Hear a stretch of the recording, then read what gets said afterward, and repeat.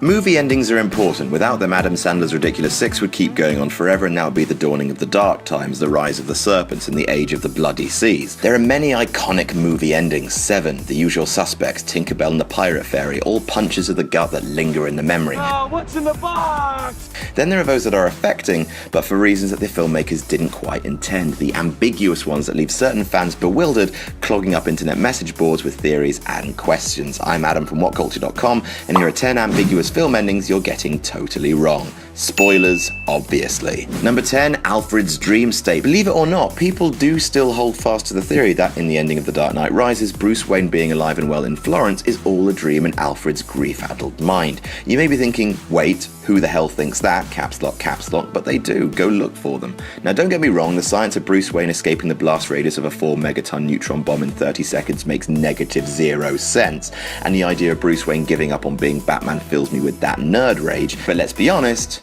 he's alive. Look at the facts. The autopilot, the entire character arc of the trilogy being will there be a day when you don't need Batman? Also, why would Alfred dream up Selina Kyle? Well, I guess he's a horny old man. Actually, I don't want to think about that one too much. Number 9, The Coens fool us all. No Country for Old Men is a film that starts off steeped in the movie archetypes of crime and Western movies. A deal goes bad, there's tainted money up for grabs, an anti-hero and his family are haunted by an unstoppable black hat villain, there's the old white hat sheriff hero. Everything more or less falls into genre place until the end, where the Coens go, oops, sorry, and flip the table. They kill the protagonist off screen, leave his family's fate up in the air, let the villain get away, and the film ends with Tommy Lee Jones recounting his dreams, which is the chemical opposite of a pulse-pounding action scene. Many fans were left baffled and frustrated by this perceived trolling or blue balling of the fans. Others see it as a deconstruction of film structure itself as a means of exploring issues of fate and self-determinism. Ultimately, they're both right as long as they debate. That's the whole point of the movie. It's not that the post-film discussion will clarify the point of the movie. The post-film discussion is the point of the movie. Number 8, Alex is Cured. In A Clockwork Orange, Stanley Kubrick's love song to ultra-violence and boundary-crushing depictions of sexual horror, main character Alex is, quote, cured of his violent and sexual proclivities via the experimental Ludovico technique. However, it all goes wrong, leaving him a broken wretch unable to control his physical functions. The film ends with him being offered a job by the government in recompense and imagining himself having sex in the snow while he says, I was cured all right. So, say the fans, wait, what? Is he cured then? He's cured? Good, Alex is cured. However, and there is room for confusion, after all, in the original novella, Alex finds himself actually losing his love of violence and contemplates settling down. Well, turns out no, despite confusion, the cured line is meant sarcastically, i.e., he's cured of being cured and can return to his days of hedonism, no longer restricted by pesky moral redemption. Number 7, Doubt sets in. Doubt is a movie about just that. Doubt in a man, in the church system as a whole, even in yourself. Sister Bouvier, the queen of pretending, Meryl Streep, is set on proving that Father Flynn, aka the late great Philip Seymour Hoffman, has conducted an intimate relationship with a young altar boy. She eventually forces him from his position in the church, but he winds up being promoted and no one knows whether or not the abuse existed or not. Fans go to and fro on the ending, claiming that maybe he did abuse a child, but maybe a different one, citing shots where a different boy can be seen flinching from Father Flynn. Again, the film is explicitly designed not to give answers, and anyone who puts forward conclusive proof one way or the other is missing the point, that it's not about having evidence. It's about the crippling and morally destructive power of doubt and doubt alone. Number 6, Off-Ride Shane. Shane is a movie about a dude called Shane. You're with me so far. Shane is a gunslinger who's trying to put his days of slinging guns behind him, but of course, guns get slung and folk get dead. The film ends with Shane, wounded, riding away alone on his horse as a young boy shouts, The big questions with the fans is, did he live? Or did he die? You got fans saying that, well, come on, he only suffered a minor wound, and you got others saying he's riding past Cemetery Hill, the doy.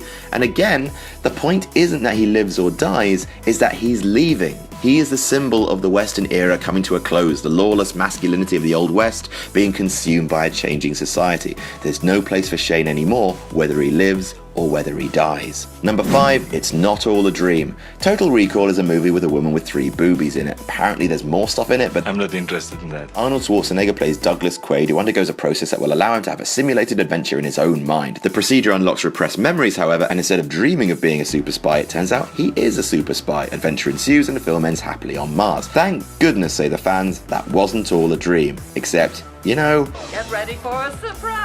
It totally was all a dream. Before Quaid's put into the machine and is activated, the text says, blue sky on Mars, which is exactly how the movie ends. Another piece of evidence, the screen fades to white, like, say, Waking Up.